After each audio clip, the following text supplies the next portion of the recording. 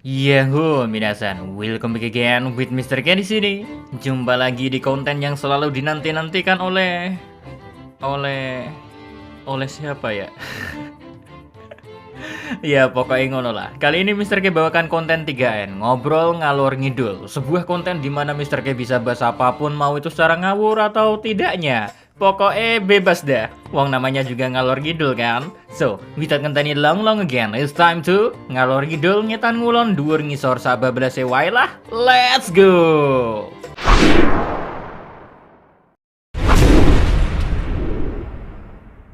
Chapter 1004, sebuah chapter yang penuh dengan keseruan bukan? Ada Sanji yang diajar hingga babak belur oleh Black Maria, hingga banyak sekali fans One Piece yang kini mengolok-olok Sanji karena koki mesum ini seperti gak ada gunanya di Onigashima. Tak seperti Luffy dan Zoro yang bertarung di atas tengkorak Onigashima, tak seperti Usopp dan Nami yang melakukan rencana cemerlang bersama Tama, tak seperti Franky yang sedang baku hantam di halaman kastil, tak seperti Chopper dan Brook yang berusaha menyelamatkan para korban Ice Oni, tak seperti Jinbe yang masih berusaha ingin menang melawan Wushu, dan bahkan Sanji tak seperti Nico Robin yang sekarang ini kita gak tahu keberadaan Nico Robin ada di mana. Intinya hanya Sanji yang kelihatan gak guna di Onigashima. Wajar sih para fans marah akan apa yang dilakukan Oda Sensei pada Sanji. Sudah tahu Sanji gak mungkin bisa menang melawan musuh wanita, malah di sini Sanji dipertemukan dengan Black Maria. Angel wes angel. Aduh, malah jadi bahas Sanji kan? Oke dah, lupakan masalah Sanji. Sekarang kita fokus ke Tama, oke? Oh, Tama, gadis kecil berusia 8 tahun yang sebelumnya diremehkan kalau gadis ini gak pantas jadi calon nakama SHP. Ada alasan kenapa Tama diremehkan. Misal karena usianya yang terlalu belia, gak pantas Tama ikut petualangan orang dewasa. Lagian, di lautan yang dijelajahi Luffy and the Gang penuh dengan bahaya yang sangat besar, so sangat beresiko bagi Tama untuk ikut. Lalu ada alasan lain lagi, walaupun buah iblis Tama bisa menjinakkan hewan buas ataupun smile user yang gifter itu loh, kekuatan seperti itu gak terlalu berguna, mengingat perjalanan selanjutnya setelah dari Wano gak akan ada smile user, katanya. Terus alasan lain lagi, keberadaan Tama akan jadi beban bagi semua nakama SHP, mengingat setiap orang harus berusaha melindungi Tama. Alasan yang make sense sih, make sense. But kini, sejak chapter 1004 rilis, para fans One Piece yang meragukan Tama adalah calon kuat the next nakama, perlahan tapi pasti mulai mengakui Tama punya potensi besar jadi the next nakama. Gadis kecil yang diremehkan banyak orang kini telah jadi sang kuda hitam membalikkan keadaan perang Onigashima. Yang sebelumnya jumlah pasukan Kaido sangatlah sulit untuk dikalahkan, kini jadi ada harapan untuk mengalahkan pasukan Kaido berkat ulah Tama. Wow, kecerdasan Tama diperlihatkan dengan sangat cemerlang di chapter 1004 ini. Rencananya mengubah smile user gifter yang ada di Onigashima jadi membelot Kaido, sukses besar. Gila memang Oda Sensei, ngasih peran gadis kecil di perang besar Onigashima dengan peran yang sangat fantastis. Ini sama saja membuka mata para fans One Piece di seluruh dunia. Anak kecil pun mampu membawa perubahan dalam keadaan yang genting sekalipun. Artinya apa? Kita gak boleh sama sekali meremehkan seseorang dengan hanya memandang usianya.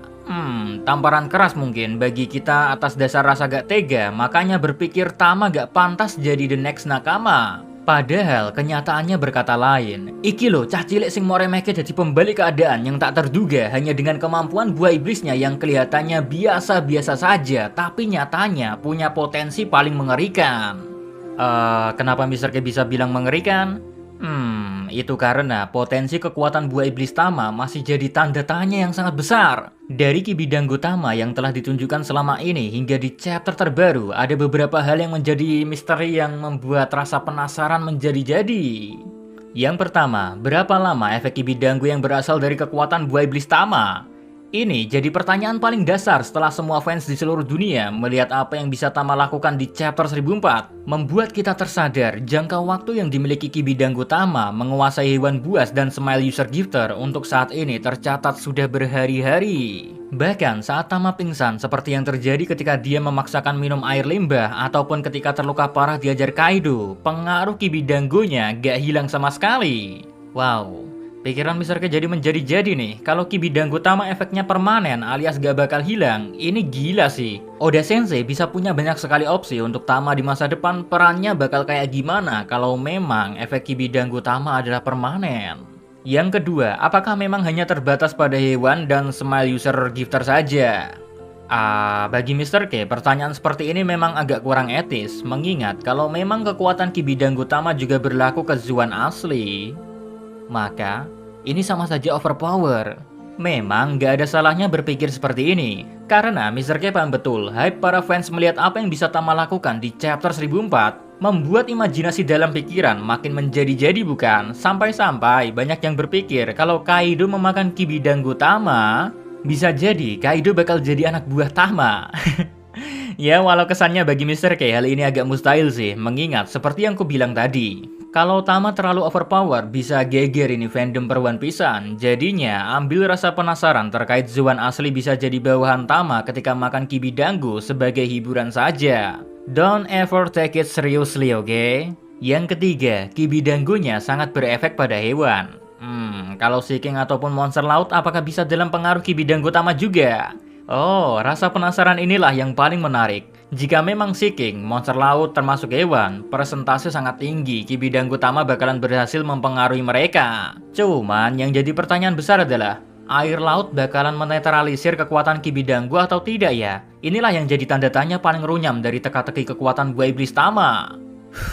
Ya sudahlah, biarkan teka-teki ini tetap menjadi teka-teki saja. Hanya bisa terbuka ketika Tama memang beneran jadi next nakama. Karena ketika gadis kecil ini ikut berlayar, maka setiap hari dia sama saja hidup bersama lautan. Dan kita mungkin bisa melihat Tama menggunakan Ki Bidanggu miliknya pada fauna yang berasal dari laut. Manusia ikan termasuk kagak ya? Makin ngawur aja dah imajinasi Mr. K. Pokoknya guys, Tama luar biasa dah. Bukannya Mr. K over memuji karakter yang berusia 8 tahun ini ya. Karena pujian memang pantas diberikan padanya. Jujur-jujuran sajalah, chapter 1004 yang kalian lihat pasti MVP chapter ini, Tama kan? Bukan Sanji, bukan juga Franky, dan juga bukan sosok karakter misterius yang ada di last panel. BTW, ngobrolin sosok misteriusnya akan ada di 3N yang berbeda, kalau inget dan mood. Kalau gak inget ya mohon dimaklumi. Back to topic tentang Tama yang menjadi MVP di chapter 1004 yang telah membawa perubahan besar dalam permainan maut yang sekarang terjadi di Onigashima. Apa yang dilakukan Tama bakal jadi sejarah tersendiri di perang ini. Dirinya telah membuktikan apa yang bisa dilakukannya. Jadinya sekarang Tama bisa jadi kandidat yang paling kuat untuk next nakama setelah Jinbe, melebihi harapan para fans yang selalu menggaungkan Yamato, Momonosuke, ataupun Kinemon. Sebelum chapter 1004 rilis, mungkin Tama tak pernah dianggap bakal jadi calon yang akan menemani perjalanan sang Bakasencho kan. Tapi nyatanya setelah chapter 1004 rilis, Tama worth it kok. Cara berpikirnya, cara dia melakukan rencana gila, dan tekadnya untuk menyelamatkan negeri Wano bisa disejajarkan dengan para samurai. Bahkan tekad Tama bagi Mr. K pribadi bisa disejajarkan dengan tekad Luffy yang ingin mengalahkan Kaido dan Big Mom di Onigashima ini. Wow, keren ya. Dengan ini, Mr. K cuma bilang, I'm voting for Tama for the next nakama. What about you? Just write the answer in comment, okay? So, see you again next time. Adios di Caramelo. Stay safe everyone. Salam Animania.